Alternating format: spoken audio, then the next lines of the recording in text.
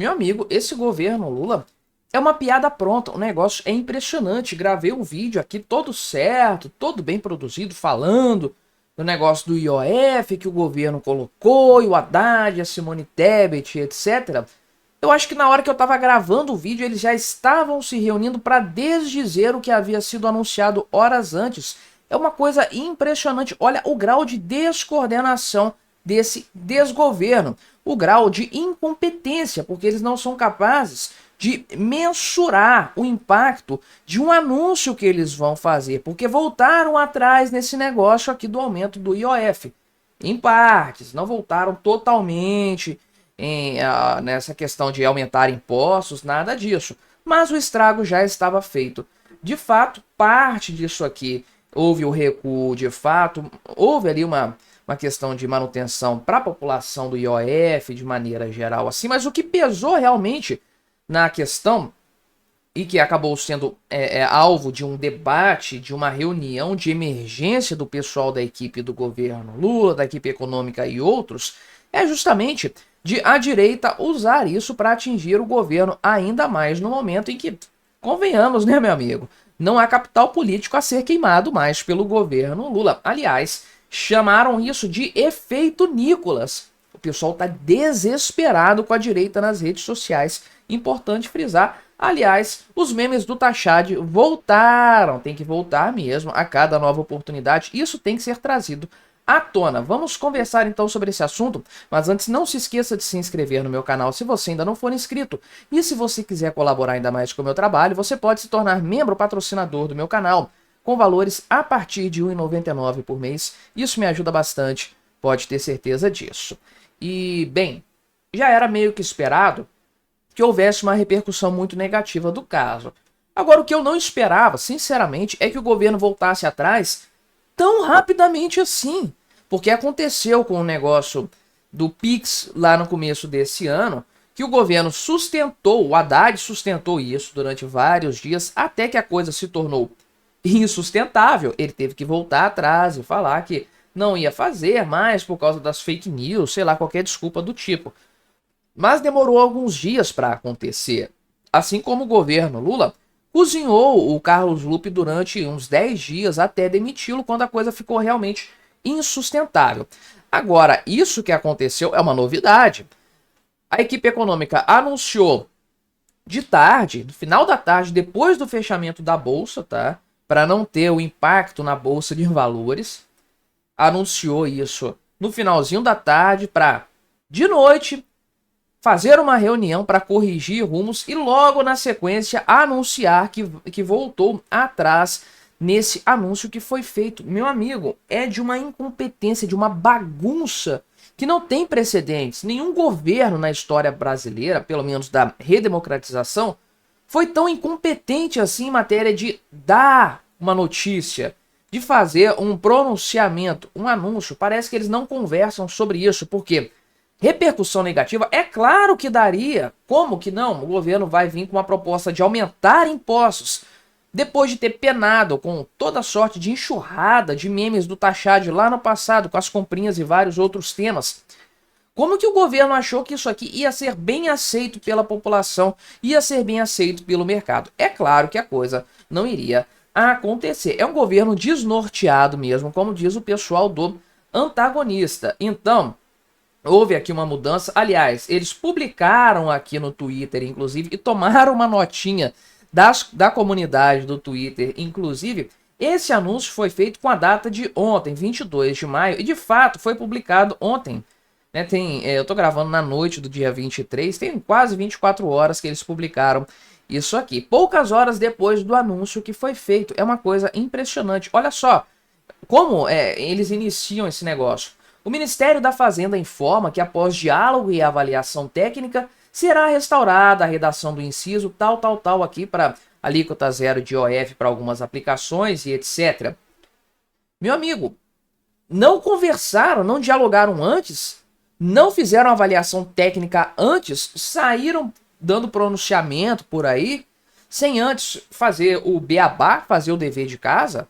Meu amigo, é de um grau de incompetência que realmente não tem precedentes. E aí o Ministério da Fazenda ainda falou que a alíquota atualmente vigente para o IOF para remessas ao exterior por parte de pessoas físicas de 1,1% vai continuar nesse patamar sem alterações. Tomou uma checagem aqui, porque na verdade a alíquota é 0,38%, conforme o próprio site de notícias do governo. Então tá tudo errado nessa história aqui, um governo que mete os pés pelas mãos, sem dúvida. Então, foi uma mudança aqui para alguns itens específicos, outros continuaram vigorando. Tá uma bagunça, ninguém sabe na prática como vai funcionar. O Banco Central não foi consultado sobre isso. Gabriel Galípolo falou que não estava sabendo dessa história, ou seja, tudo feito nas coxas mesmo, de qualquer maneira. E o retrocesso nesse anúncio aconteceu nessa reuniãozinha no final da noite de ontem, o dia que isso aqui foi anunciado, fatídica noite em que isso foi anunciado. O governo desesperadamente anunciou o recuo desses impostos aí, temendo, né, que isso aqui fosse explorado pela oposição, pela direita, como aconteceu na crise do Pix no começo desse ano. Falaram aqui que seria um novo efeito Nicolas. Sim, meu amigo, de fato, né? Aí o pessoal da Folha está dizendo que a disseminação de informações distorcidas. Meu amigo, né? Não tinha nada distorcido na fala do Nicolas, muito pelo contrário. Bastante claro, inclusive. E ele faria de novo um vídeo falando disso aqui, já devia até estar pronto para publicar se bobear. Falando disso aqui, com a verdade mesmo, expondo os fatos como ele tem feito de maneira geral. Então, o pessoal pensou que seria necessário fazer uma resposta imediata a esse tema, mas como era de se esperar, a decisão de retroceder com isso veio, olha só, quem que estava nessa reuniãozinha aqui, né?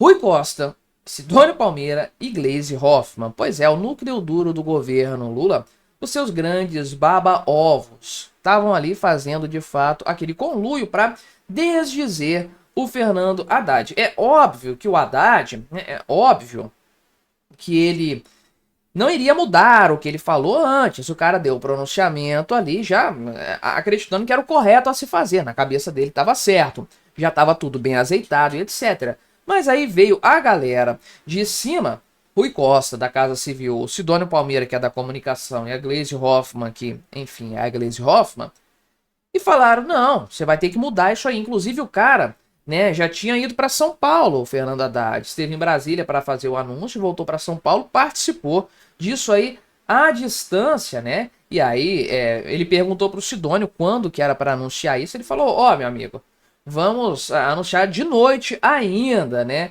E aí, realmente, a coisa desandou por completo e a emenda ficou pior do que o soneto, e não foi suficiente para impedir a disseminação, é claro, de mais memes do Tachad para a gente se divertir. Olha só, Bebê Tachorne, tá aqui de novo, né? O Bebê Tachorne participando. Olha só, Luiz Inácio e Tachad, 10 coisas que eu taxei para você. Pois é, Tachad aprontou mais uma, aumentou o IOF para 3,5%. Tributei desde o princípio, ó, taxa de Gaza, enfim, né, meu amigo? Aqui, ele falou que não negociou nenhuma medida que ele próprio falou, né, com o Banco Central, e aí responderam para ele, nem com o trabalhador, meu mano. Aí depois reclama dos memes do Tachad, memes muito merecidos, sem sombra de dúvidas, né? Enfim, pessoal aqui, inclusive, de negócio de viagens, repercutindo isso muito negativamente, como era de se esperar, a galera falando aqui em termos mais chulos, a verdade, a realidade. Aqui o Taxarica, né, a versão do Tiririca, pior que tá, sempre fica mesmo de fato aqui. Enfim, meu amigo, o negócio ficou feio para errei, fui moleque, nesse padrão aqui mesmo que o governo fez. Foi mal, tava doidão. Meu amigo, os memes são um show à parte. Se tem alguma coisa que se salva nessa bagunça toda do governo, é justamente isso. Mas é um retrato do governo Lula. Não há um governo, não há uma estrutura, um gabinete ministerial coeso. Tem partes, tem facções ali que operam independentemente umas das outras. É claro que a facção econômica não manda em nada, não tem poder. Até falam ali tecnicamente, apresentam em aquela coisa, aquele discurso todo que o mercado até gosta de ouvir, mas a realidade é implacável. A facção política, a facção núcleo duro do PT, do Lula, age muito rapidamente para mudar esse cenário e fizeram o Haddad desdizer o que ele havia acabado de anunciar, mais ou menos como aconteceu em algumas ocasiões anteriores, demonstrando claramente para todo mundo que não há governo, não há coesão, tá todo mundo completamente perdido nessa história e, é claro, eu e você pagamos essa conta. E aí, meu amigo, você já não confiava nos dados do IBGE, que é uma coisa inteligente a se fazer. Órgãos estatais de estatística nunca são confiáveis, essa é a verdade. Agora, os órgãos controlados pelo PT são ainda piores. E o Márcio Postman, à frente disso aqui, um cara que já esteve bastante enrolado em matéria de interferência na questão técnica de outros órgãos do IPEA, por exemplo, e que é questionado inclusive pelos próprios servidores do IBGE que hoje ele chefia. Com esse cara que tem essa capivara, esse currículo, realmente não dá para levar a sério os números que são veiculados, tanto que há profundos questionamentos, já não é tabu, já não é uma heresia falar isso aí. Os números do IBGE são profundamente questionados na atualidade, inclusive por este canal. IPCA, dados do desemprego, crescimento da economia, tudo isso está sob grande discussão. Não dá para levar 100% a sério. E agora, para piorar o que já é muito ruim, o IBGE anunciou que vai fazer uma cooperação com o NBS, que é o Escritório Nacional de Estatísticas da China, aquelas estatísticas maravilhosas que a gente vê, aqueles dados completamente maquiados e inverossímeis que são divulgados a todo momento e que de vez em quando eu trago aqui para o canal também para a gente dar umas boas risadas. Pois bem, é com esse pessoal que o IBGE do Márcio Postman, o IBGE do governo Lula, vai se aliar. O que você acha que vai sair daí? Tortura numérica, nada além disso. Vamos conversar sobre esse tema, mas antes não se esqueça de se inscrever aqui no meu canal se você ainda não for inscrito. E se você quiser colaborar ainda mais com o meu trabalho, você pode se tornar membro patrocinador. Só clicar no botão Seja Membro aí embaixo com valores a partir de R$ 1,99 por mês.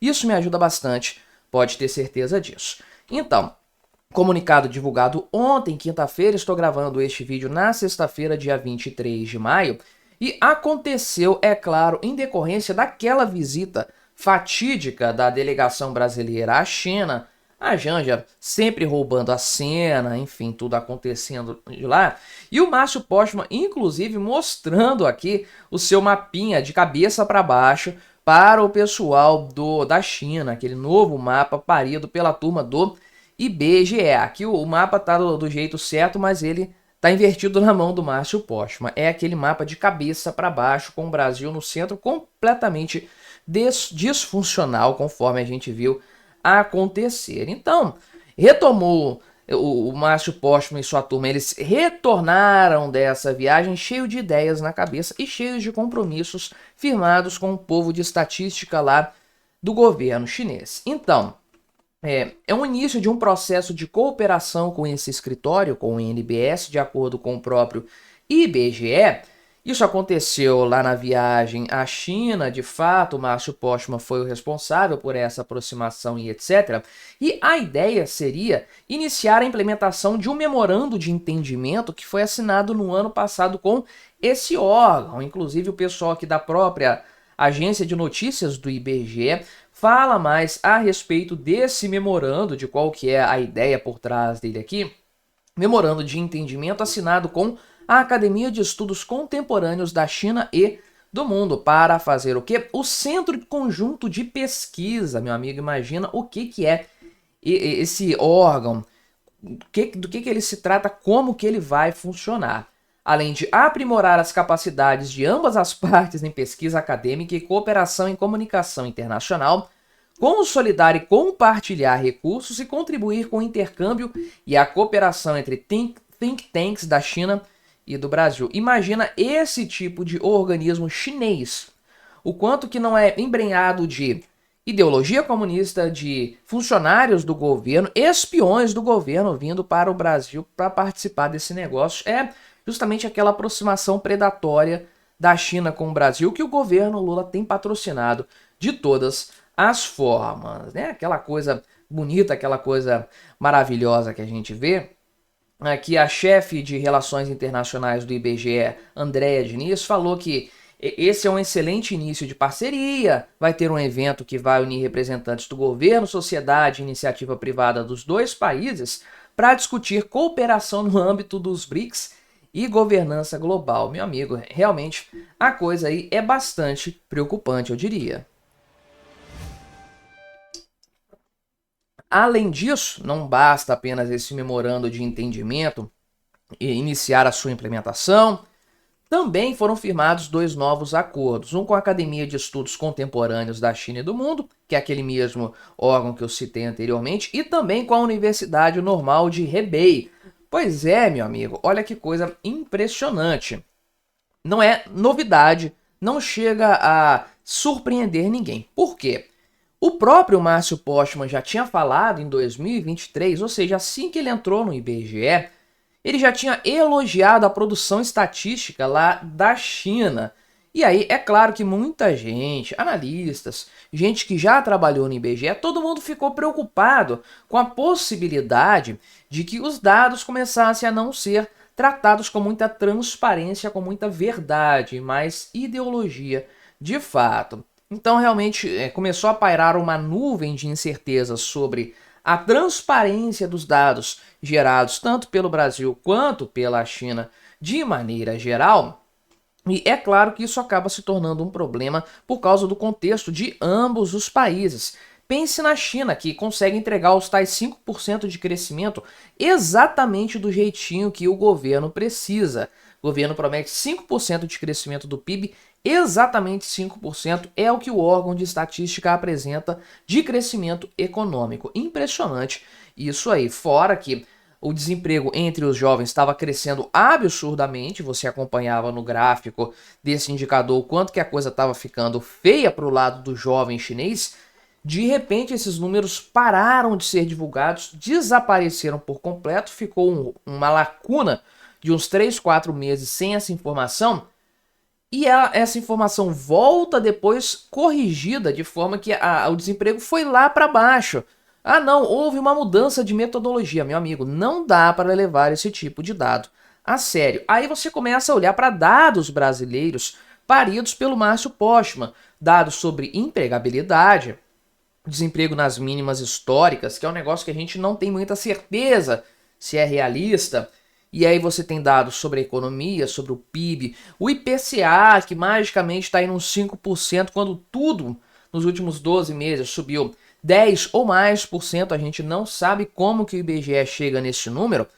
Não dá, de fato não dá, não tem outra possibilidade a não ser questionar profundamente esses dados, que por si só já são bastante duvidosos, mas quando colocados em contexto, colocados em perspectiva com esse tipo de memorando assinado entre governo brasileiro e governo chinês, com aqueles dados completamente maceteados que são sempre divulgados pelo Estado chinês, pelo governo comunista, fica muito mais difícil de acreditar nessa história aqui. É claro, bem, o pessoal aqui ainda falou que, que vai ter pontos de aproximação mais diretos, inclusive consensos agropecuários para 2026. Você imagina o naipe, o nível dos dados que vão ser formados a partir desse censo, a partir dessa avaliação. Realmente a coisa vai ficar bastante complicada.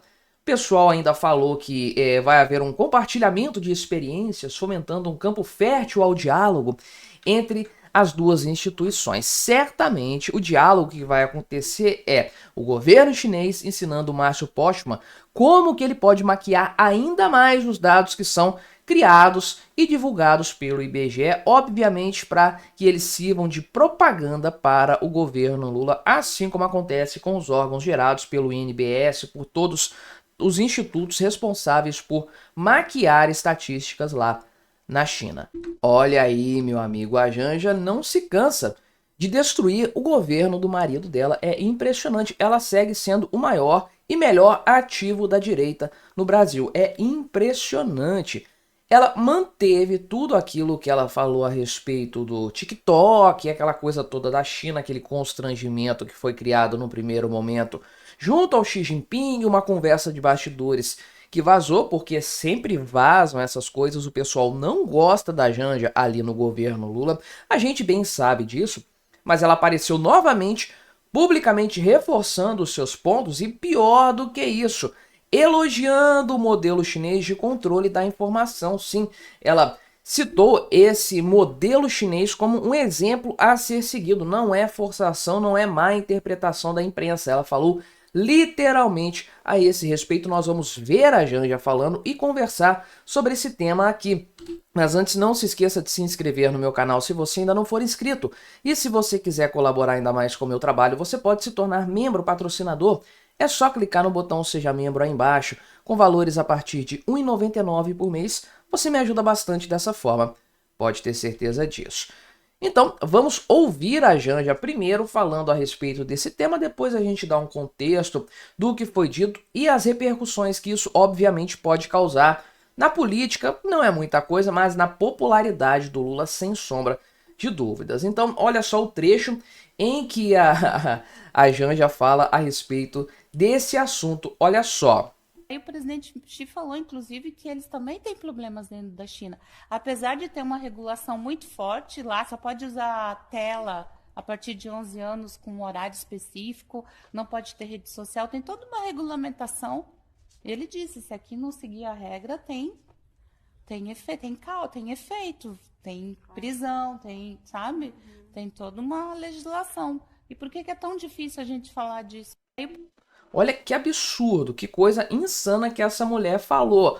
Ah, por que é tão difícil falar sobre isso aqui no Brasil? Sobre violência contra pessoas, sobre censura, sobre o governo estabelecer que se você usar as redes sociais de um jeito que ele não gosta, você vai preso.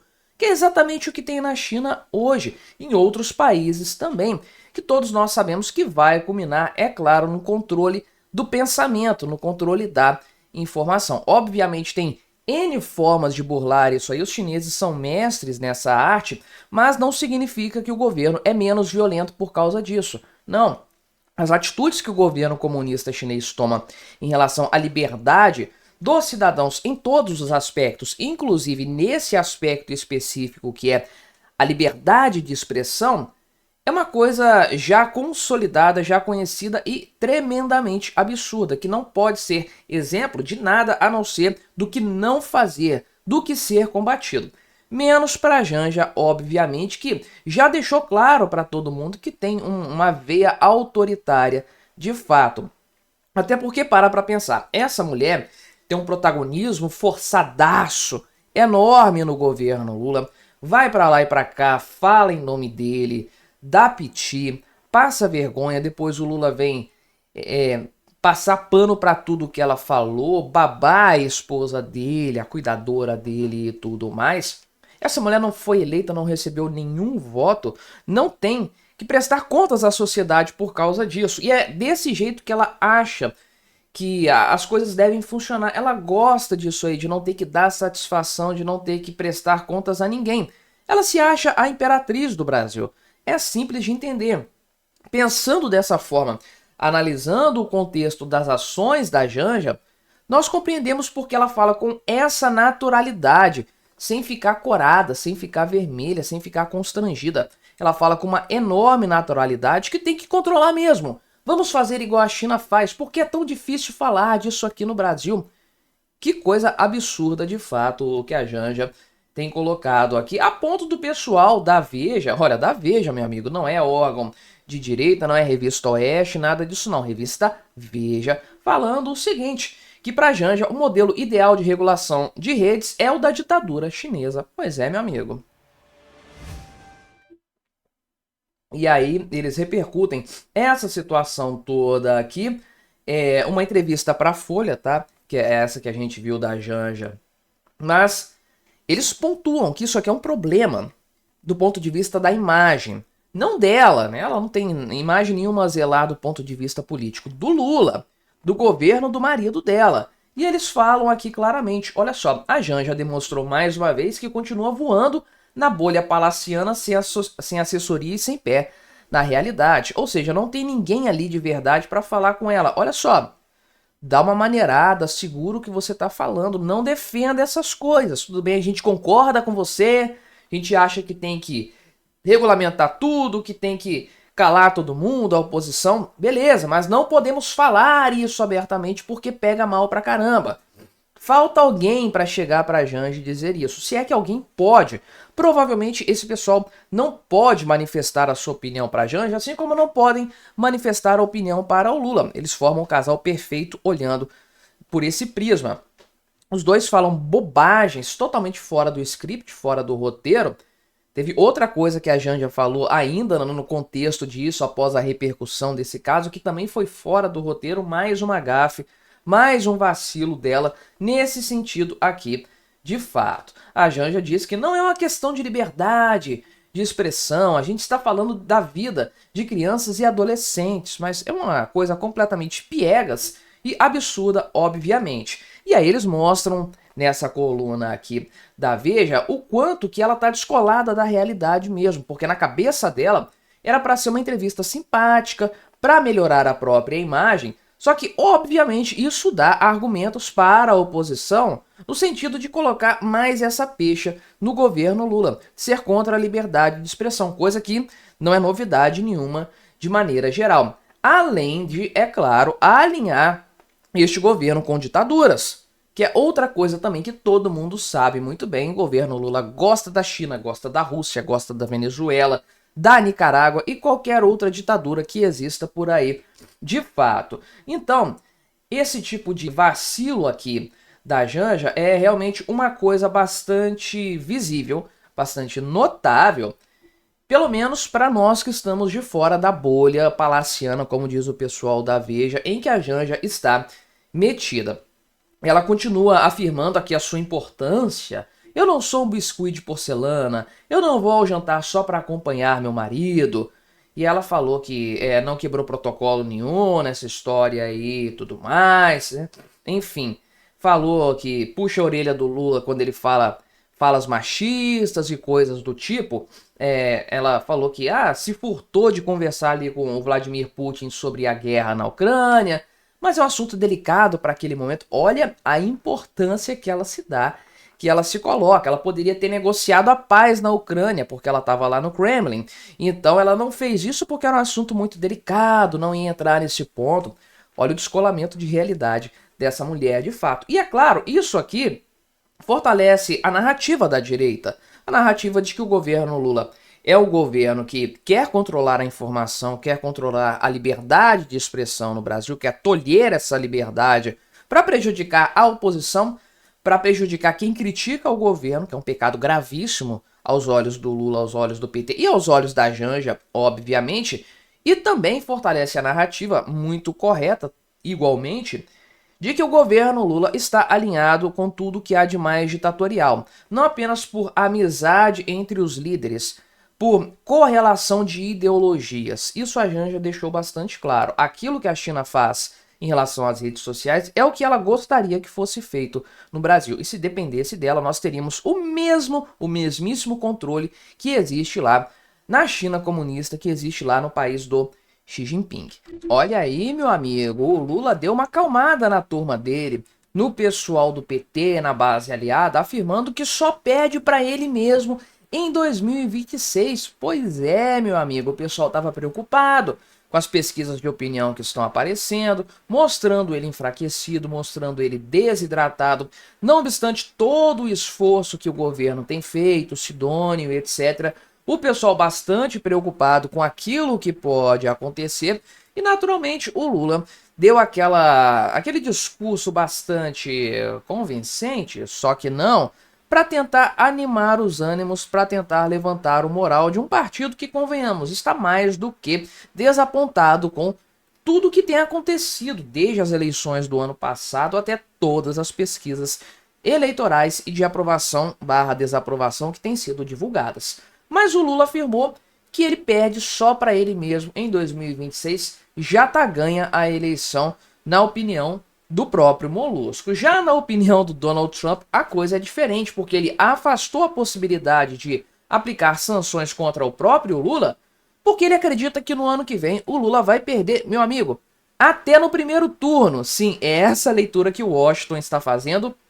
Vamos lá, nem 8, nem 80, nem tanto de um lado, nem tanto de outro. Acredito que a verdade esteja em algum lugar no meio dessas duas opiniões. Vamos conversar sobre isso, vamos tratar desse tema. Mas antes, não se esqueça de se inscrever no meu canal se você ainda não for inscrito. E se você quiser colaborar ainda mais com o meu trabalho, você pode se tornar membro patrocinador do meu canal, com valores a partir de R$ 1,99 por mês. Isso me ajuda bastante, pode ter certeza disso. Começando pela opinião do Lula, então.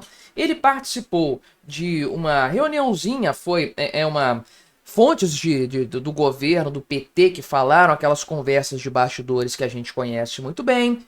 Ninguém dá o nome, ninguém fala quem que falou, aquela fonte sigilosa, etc. Mas tipicamente tem um grau de realidade nessa história aí. Então o Lula teria falado com os seus aliados numa reunião recente, o pessoal da cúpula do PT mesmo, os dirigentes, que ele só perde em 2026 para ele mesmo. O que também não é um absurdo de pensar não, tá?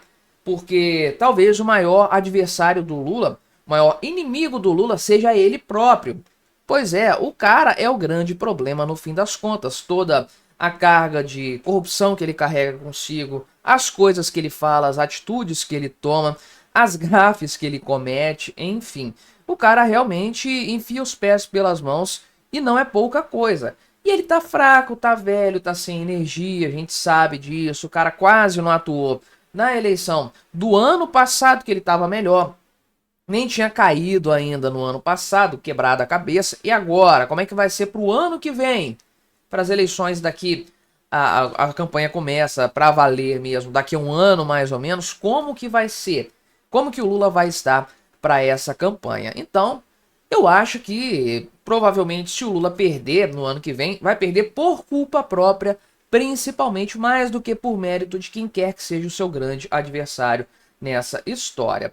Então, o Lula já tirou, é claro, da mesa, da discussão, do debate, abrir mão da candidatura para passar isso para alguém. Obviamente isso iria acontecer, ninguém nunca acreditou que o Lula abriria mão de concorrer à reeleição em favor de quem quer que seja, do Haddad, do Alckmin, da Janja. Não, o Lula não vai largar o osso definitivamente. E ele já estaria atuando para manter na coligação da base aliada, porque dizer que há uma coligação é um pouco forçado, tá? Mas manter os partidos que formam a base aliada dele, já perdeu um, tá perigando perder outros também, como a gente tem acompanhado nas notícias.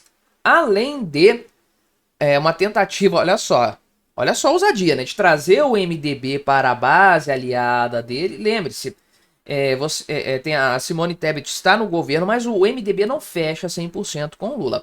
E além disso, ele quer também converter parlamentares filiados ao PL, sobretudo no Nordeste. E aí, meu amigo, eu te pergunto se um parlamentar do PL, que deixa o PL para se juntar ao PT, vai ser reeleito por alguém. Alguém vai votar nesse cara, mas é claro que não.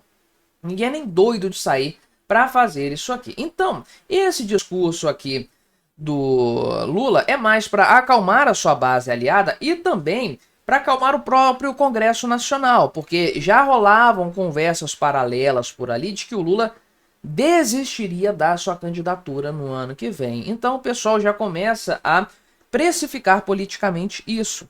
É uma possibilidade, é uma ideia sendo aventada. Partidos, inclusive da base aliada, começam a ponderar se vale a pena continuar na base, no apoio do governo, sabendo que o Lula pode sequer concorrer. Mas, conforme eu falei, isso aqui é a opinião do Lula, que é muito mais no sentido de elevar o moral da sua turma do que realmente algo racional, algo pensado, algo ponderado.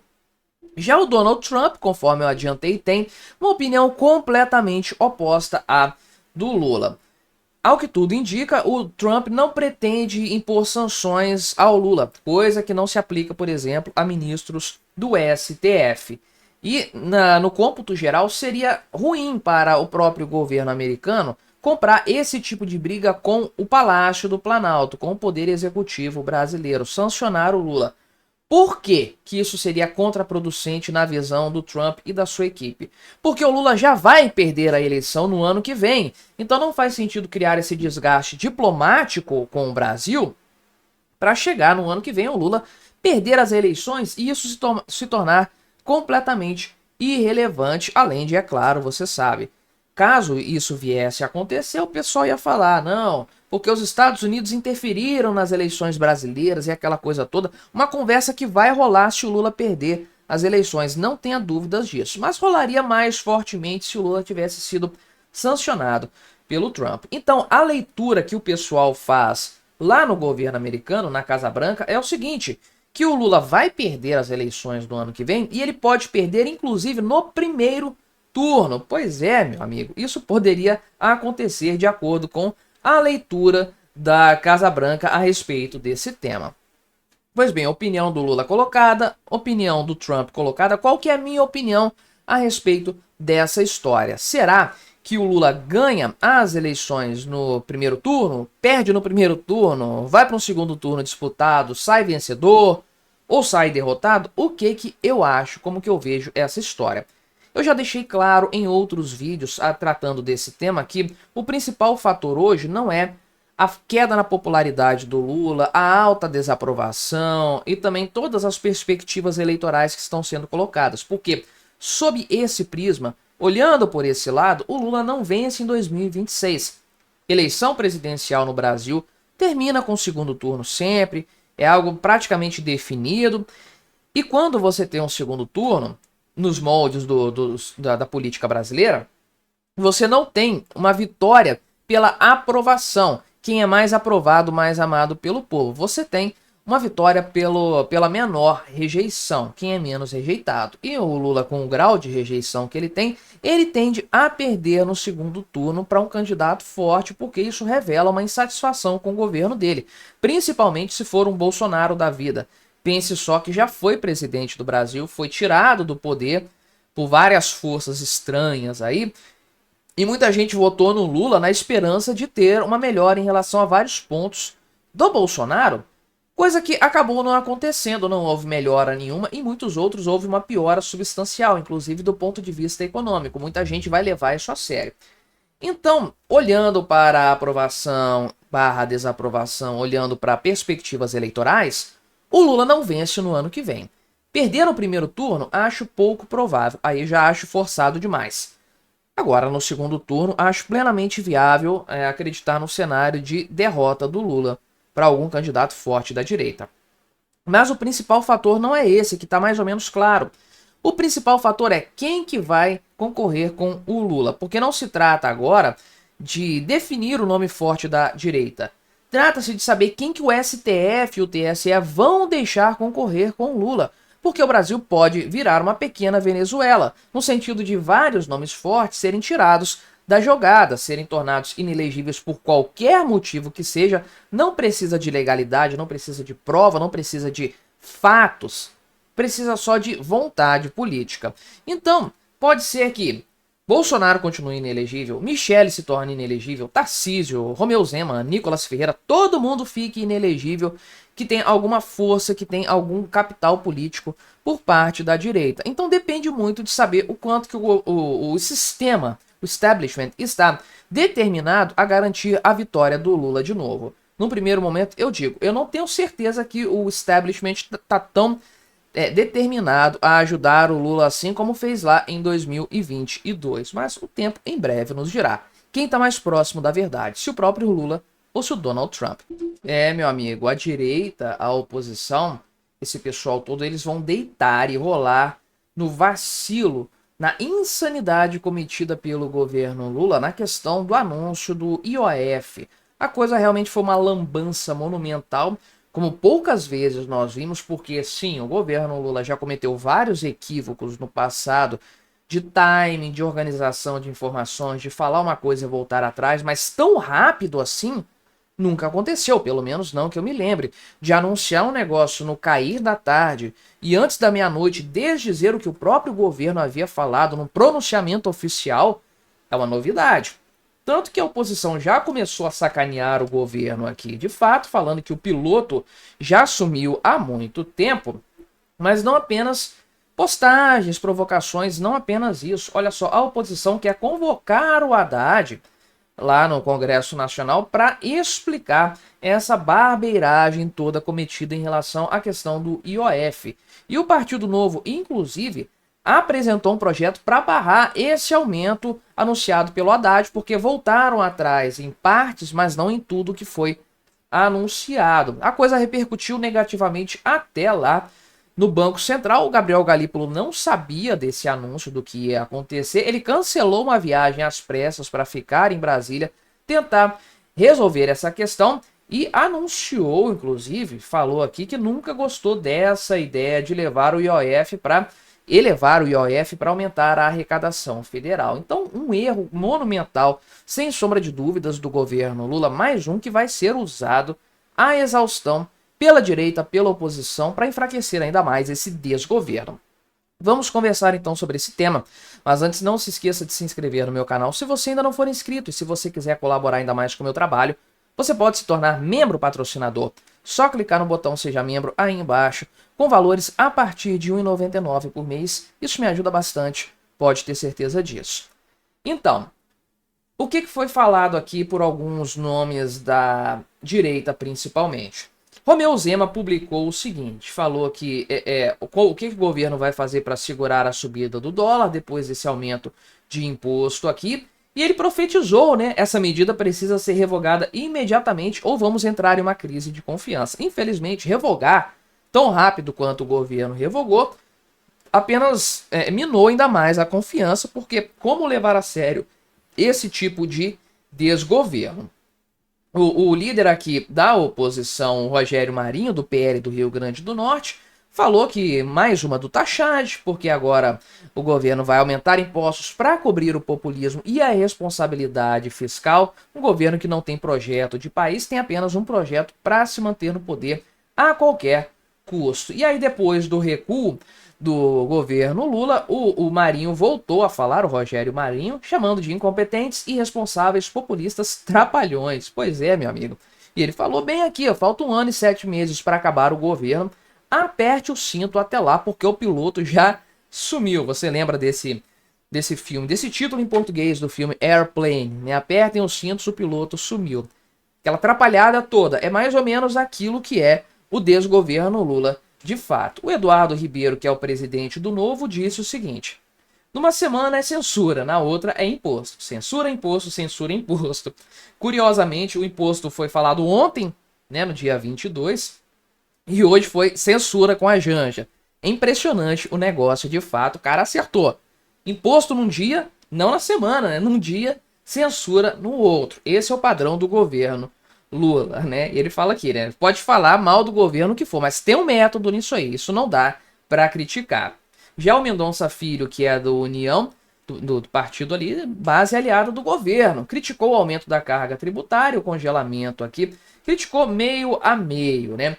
Enfim, mas falou que é um descontrole das contas públicas da gestão petista de maneira geral. É claro que a turma ali do Sidônio, do Rui Costa, esse pessoal mediu o impacto disso aqui, foi feita uma reunião de emergência, e aí o pessoal decidiu ontem mesmo colocar aqui, né, a nova versão do decreto foi publicada na madrugada dessa sexta-feira, 24 de maio, não, já 23 de maio, né?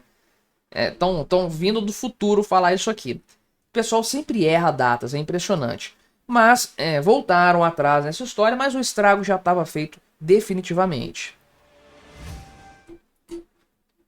Aí, olha só, o deputado Zuco, do PL do Rio Grande do Sul, que é o líder da oposição na Câmara, fez um requerimento de convocação para o Fernando Haddad para que ele esclareça essa barbeiragem econômica cometida pelo governo Lula. Ele falou que é uma medida desesperada, tecnicamente equivocada, que vai sufocar empresas, especialmente pequenas e médias e etc.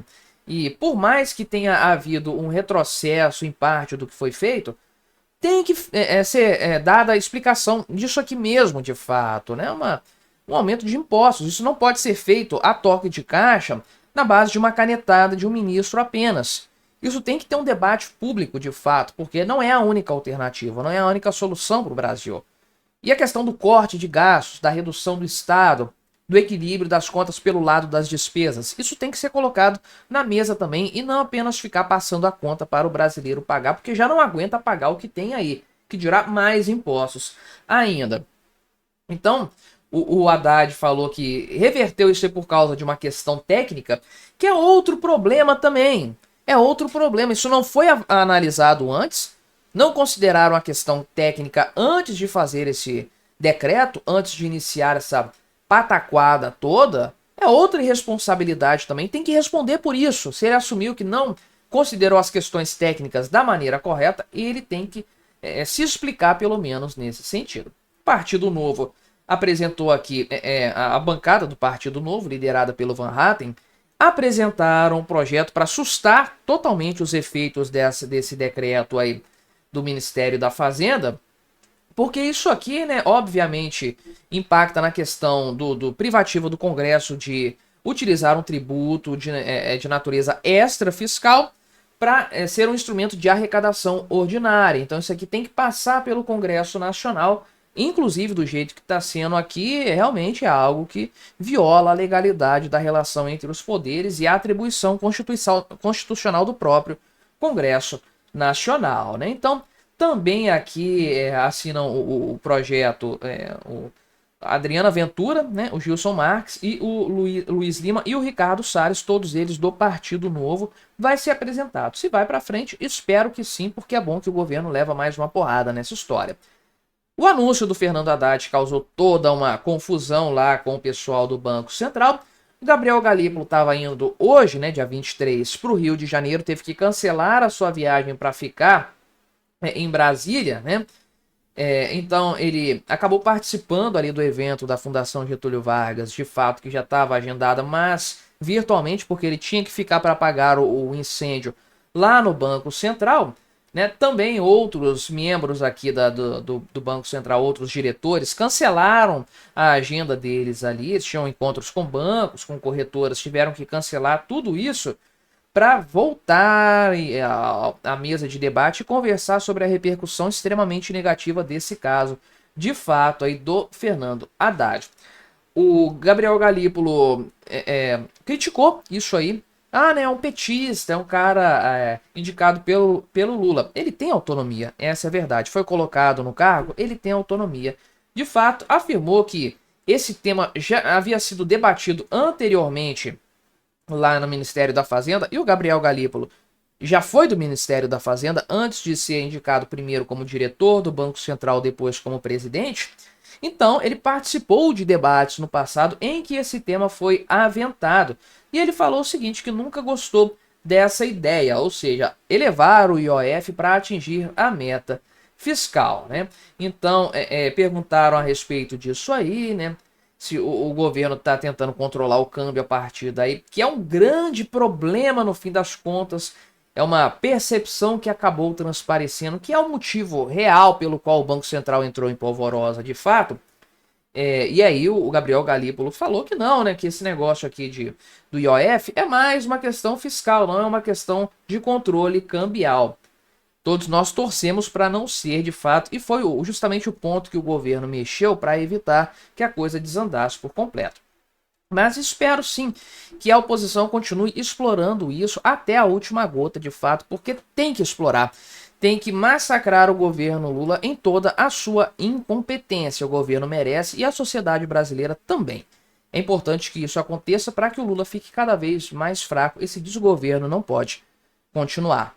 Mas o que você achou da minha análise? Colabore com o nosso debate, deixe o seu comentário, se inscreva no meu canal se você ainda não for inscrito e até a próxima.